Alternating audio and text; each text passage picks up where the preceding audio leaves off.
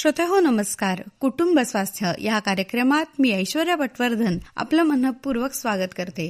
श्रोतेहो, कुटुंब स्वास्थ्य या कार्यक्रमाच्या आजच्या भागात आपण ऐकणार आहोत वातावरणीय बदल आणि श्वसन विकार याविषयी श्वसन विकार तज्ञ डॉक्टर रोहित भिंगारदेवे यांची ऐश्वर्या पटवर्धन यांनी घेतलेली मुलाखत. चला तर सुरुवात करूया मुलाखतीला.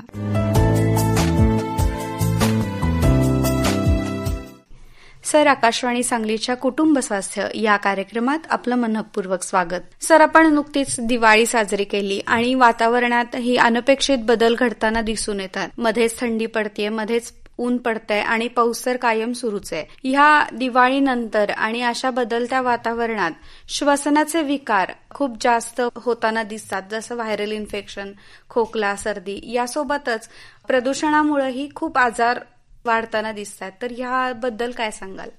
सध्या दिवाळीतल्या ज्या फटाक्यांचा धूर आहे किंवा वातावरणातील जी धूळ आहे किंवा गाड्यांचे धूर आणि इंडस्ट्रियल पोल्युशन याचा निश्चित परिणाम हा माणसाच्या श्वसन विकारांवर होत आहे. तसेच सध्या थंडीचे वातावरण असल्यामुळे हवा ही थंड राहते, त्यामुळे फटाक्यातून किंवा गाडीच्या धुरामधून जे बाहेर पडणारे पोल्युटंट्स आहेत, जसे की नायट्रोजन डायऑक्साईड, सल्फर ऑक्साईड, हे थंड वातावरण असल्यामुळे हवेच्या खालच्या थरात जास्त राहतात आणि त्यामुळे ते माणसाच्या श्वसन नलिकेच्या संपर्कात जास्त येतात आणि त्यामुळे ते श्वसन नलिकेतून फुफ्फुसात जाऊन स्थिरावल्यामुळे त्याचे पर्यवसन हे वेगवेगळ्या श्वसन विकारांमध्ये, जसे दीर्घकालीन चालणारा खोकला किंवा ॲलर्जी, श्वास घ्यायला त्रास होणे, छातीतून साई असा आवाज येणे, छाती टाईट असल्यासारखे वाटणे किंवा बडका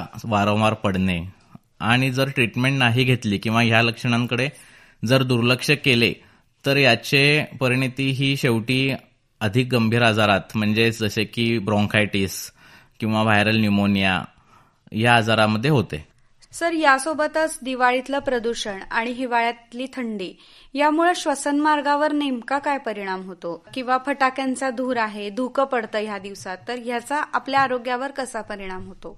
हे जे फटाक्यांचे धूर आहेत, या धुरामधले जे केमिकल्स, जसे मी मगाशी बोलताना सांगितल्याप्रमाणे सल्फर डायऑक्साईड आहे किंवा नायट्रोजन ऑक्साईड आहे, धुरका आहे, हे जे धुलीकण आहेत हे थंड वातावरण असल्यामुळे श्वसन नलिकेत जाण्याचा आणि श्वसन नलिकेत स्थिरावण्याचा त्यांचा प्रमाण हे जास्त असते थंडीमध्ये. तसेच हे धुलीकण किंवा हे ॲलर्जन्स आहेत, हे श्वसन नलिकेत स्थिरावल्यामुळे त्याचे इरिटेंट ॲक्शनमुळे श्वसन नलिका ही रिॲक्ट होते आणि श्वसन नलिका आकुंचित पावते. त्यामुळे मग रुग्णाला श्वास घ्यायला त्रास होणे किंवा छातीतून साई असा आवाज येणे किंवा वारंवार खोकला येणे अशी लक्षणेही दिसायला लागतात. सर, दिवाळीनंतर किंवा ह्या थंडीच्या दिवसात श्वासोश्वास आणि फुफ्फुसांच्या संबंधित कोणकोणते विकार किंवा कोणकोणते आजार जास्त पटीनं वाढतात किंवा कोणत्या रोगांमध्ये, कोणत्या प्रकारच्या रुग्णांमध्ये ह्या वातावरणात वाढ होते? नक्कीच. थंड वातावरणात बऱ्याच वेळेला जे पेशंट्स सीओपीडी आहेत, म्हणजेच क्रोनिक ऑब्स्ट्रक्टिव्ह पल्मोनरी डिसीज किंवा ब्रॉन्कियल अस्थमाचे जे पेशंट्स आहेत, ज्यांना रेग्युलर इन्हेलर्स किंवा रोटाकॅप चालू आहेत, अशा लोकांचे सिव्हिअरिटी म्हणजे आजाराची तीव्रता ही वाढते आणि औषधे चालू असतानाही धाप लागणे किंवा औषधे चालू असतानाही श्वासोश्वासाला त्रास होणे ही अशी लक्षणे या लोकांमध्ये आढळतात. तसेच ज्या लोकांना ॲलर्जीचा त्रास आहे, अशा लोकांमध्ये ॲलर्जिक रायनायटिस म्हणजेच नाकातून सारखे पाणी येणे, शिंका येणे, वारंवार खोकला येणे, हा खोकला रात्रीच्या वेळेला अधिक असणे, तसेच डोळ्यातून पाणी येणे अशी लक्षणेही दिसू लागतात. तर ह्या वातावरणामध्ये ज्या लोकांना आधीपासून इन्हेलर्स किंवा रोटाकॅप्स ही औषधे चालू आहेत, अशा लोकांनी अधिकची काळजी घेणे गरजेचे आहे. जसे की बाहेर वातावरणात धूर किंवा धुरकं असताना विशेषतः पहाटे किंवा सायंकाळी फिरायला जाणे थोडेसे टाळावे. जर जाणे गरजेचेच असेल तर ॲटलिस्ट मास्क किंवा सुती कापड हे नाकाला बांधून जावे. तसेच योग्य प्रकारे प्रोटीनयुक्त पदार्थांचा आहार घेऊन आपले आरोग्य व्यवस्थित राखावे. आणि जर आपल्याला बाकी श्वसनात रिलेटेड काही आपल्याला त्रास असेल, जसा खोकला असेल किंवा श्वासोश्वास घ्यायला त्रास होत असेल, तर अशा वेळेला त्यांनी नजीकच्या श्वसनरोग तज्ज्ञांकडे जाऊन छातीचा एक्सरे किंवा जे श्वसन विकार तज्ज्ञ सांगतील त्याप्रमाणे तपासण्या घेऊन योग्य औषधोपचार घेतलेला कधीही श्रेयस्कर. सर, दमा किंवा सीओपीडी असलेल्या रुग्णांनी आपल्या आरोग्याची काळजी ह्या वातावरणात कशी घ्यावी किंवा त्यांच्या उपचार पद्धतींमध्ये कोणकोणते बदल करावे? सीओपीडी किंवा अस्थमाचे जे पेशंट्स आहेत हे ऑलरेडी इम्युनोकॉम्प्रोमाइज म्हणजेच त्यांची इम्युनिटी ही थोडी कमी असल्यामुळे अशा पेशंट्सनी थंड वातावरणात किंवा ज्या वेळेला प्रदूषण असते अशा वेळेला अधिकची काळजी घेणे फार गरजेचे आहे. जसे की बाहेर अर्ली मॉर्निंग किंवा पहाटेच्या वेळेला जे धुरकं असतं किंवा जे पोल्युटंट्स असतात हे हवेच्या खालच्या थरामध्ये असतात, त्यामुळे श्वसन नलिकेत जाण्याचा त्यांचा संभाव हा जास्त असतो. अशा वेळेला या लोकांनी बाहेर फिरायला जाणे किंवा बाहेर व्यायामासाठी जाणे हे थोडेसे टाळावे. तसेच जर आपल्याला काही लक्षणे असतील जसे की खोकला आहे किंवा श्वासोश्वास घ्यायला त्रास होतोय, छातीतून घरघर असा आवाज येतोय, शिटीसारखा साई साई असा आवाज येतोय, आपल्याला जी रेग्युलर औषधं डॉक्टरांनी दिलेली आहेत जसे की इन्हेलर्स आहेत, रोटा कॅप्स आहेत, हे घेऊन पण फरक पडत नाही किंवा खोकला आहे आपल्याला बरेच दिवसांपासून आणि तो रात्री वाढतो आहे, ताप आहे, अशा वेळेला त्यांनी श्वसनविकार तज्ज्ञांकडे जाऊन त्यांना दाखवून त्यांच्या मार्गदर्शनाखाली योग्य औषधे घेतलेली कधीही चांगली. मेडिकलमधून ओव्हर द काउंटर मेडिसिन्स घेणे किंवा स्वतःचे डॉक्टर होणे हे टाळावे. बऱ्याच वेळेला आमच्याकडे पेशंट्स येतात जे की सध्या IT मध्ये प्रोफेशनल्स आहेत किंवा वेल एज्युकेटेड पेशंट्स आहेत. हे बऱ्याच वेळेला आपली लक्षणे ही मोबाईलवर गुगलवर चेक करतात आणि त्यानुसार जी औषधे आपल्याला दिसतायत किंवा जी औषधे मोबाईलच्या स्क्रीनवर दिसतायत ही औषधे बाहेरून ओव्हर द काउंटर मेडिसिन्स घेतात किंवा मेडिकलमधून ही डायरेक्टली औषधे घेतात आणि मग बऱ्यापैकी अँटीबायोटिक किंवा खोकल्याची औषधे ही घेऊन झाल्यानंतर पण खोकला तसाच राहिला किंवा लक्षणे वाढली तरच ते फक्त डॉक्टरांकडे जातात.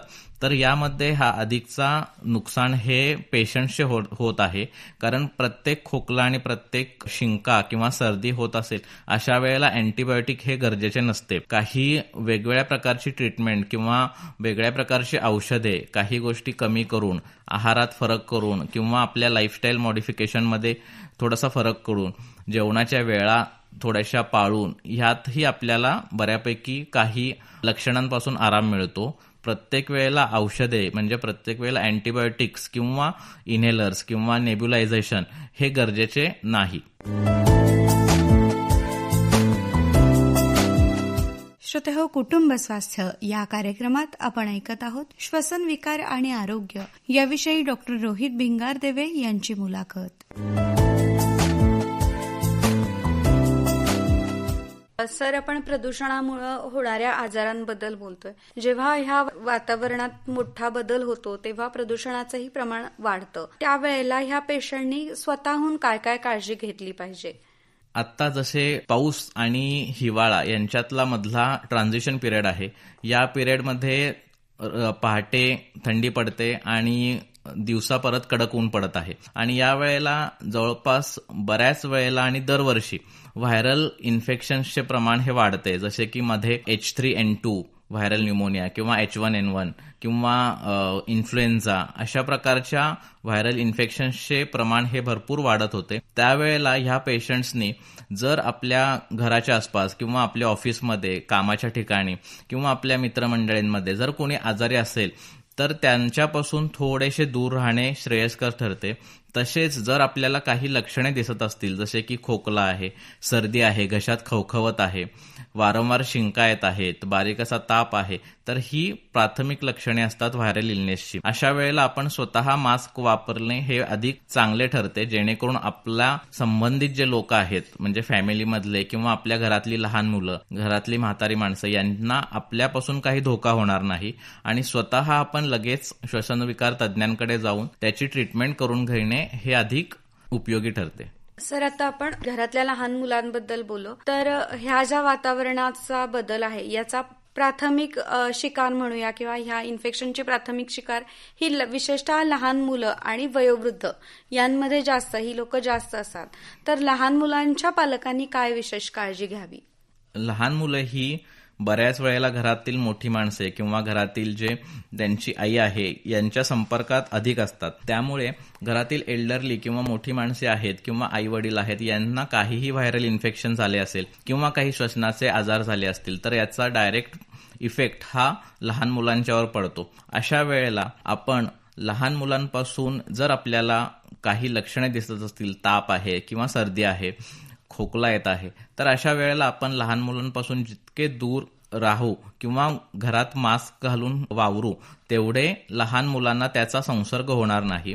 कारण लहान मुलांमध्ये व्हायरल इलनेस किंवा बॅक्टेरियल इलनेस याचा काही संसर्ग झाला असेल किंवा बॅक्टेरियाचा संसर्ग झाला असेल तर याची लक्षणे फार लगेच दिसत नाहीत किंवा लहान मुले आपल्याला तशी सांगूही शकत नाहीत. त्यामुळे लहान मुलांमध्ये व्हायरल इलनेस किंवा बॅक्टेरियल इलनेस याचा धोका हा अधिक असतो. तसेच घरात काही लोक नेब्युलायझेशन वगैरे देतात किंवा मागच्या वेळेला हॉस्पिटलमध्ये ऍडमिट केलेले तेव्हा डॉक्टरांनी आपल्याला जाताना सांगितले होते की नेब्युलायझेशन दिलेले आहे किंवा घरात वाफ दिलेली आहे, हॉस्पिटलमध्ये वाफ दिलेली आहे. ती वाफ कधी कधी लहान मुलांचे आई वडील मेडिकलमधून नेब्युलायझेशन घेऊन येतात आणि ते घरी द्यायचा प्रयत्न करतात. तर तसं पालकांनी अजिबात करू नये. जर आपल्या लहान मुलाला काही लक्षणे असतील, श्वास घ्यायला त्रास होत असेल, शिंका येत असतील किंवा नाक गच्च असेल, बाळ रडत असेल तर अशा वेळेला बालरोग तज्ज्ञांकडे किंवा श्वसनविकार तज्ज्ञांकडे त्या लहान मुलांना घेऊन जाणे हे अधिक उपयोगी ठरते. श्रोतेहो, कुटुंब स्वास्थ्य या कार्यक्रमात आत्ताच आपण वातावरणीय बदल आणि श्वसन विकार याविषयी श्वसन विकार तज्ज्ञ डॉक्टर रोहित भिंगारदेवे यांच्या ऐश्वर्या पटवर्धन यांनी घेतलेल्या मुलाखतीचा पहिला भाग ऐकला. श्रोतेहो, याच मुलाखतीचा दुसरा भाग आपण ऐकणार आहोत पुढच्या कुटुंब स्वास्थ्य या कार्यक्रमात. आजच्या कार्यक्रमाची वेळ आता संपत येते, तेव्हा या कार्यक्रमाचे सादरकर्ते मुक्सित मुजावर यांच्यासह मला ऐश्वर्या पटवर्धनला निरोप द्या. नमस्कार.